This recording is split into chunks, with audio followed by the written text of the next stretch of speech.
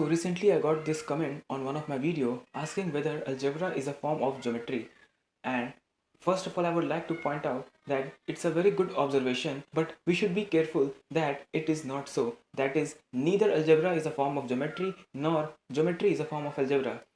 Both are quite different. Okay, geometry deals with the study of shape, size, length and metrics, etc., and it deals with mainly things that we can see visually and have an intuition about it.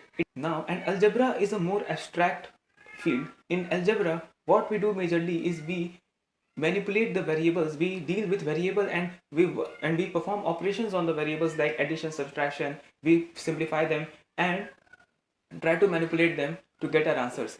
Now, coming back to the confusion, now sometimes when we are doing algebra, what we tend to do is we consider those variables to be something in geometric in nature. For example, sometimes we consider them as x-axis and the y-axis and the z-axis, and sometimes we consider them the length or the area. And what benefit we get is we get a better feel for the calculation that we are doing. It helps us build our understanding and intuition, and we understand algebra more better, so it aids us in understanding. But the point is, only when we give geometric meaning they have geometric meaning, because in general algebra, when we working in algebra, the variables can represent anything, even the things which in our day-to-day life makes no sense. For example, in algebra a variable can have negative value, but we know that if that variable represents area, it doesn't make any sense because area cannot be negative.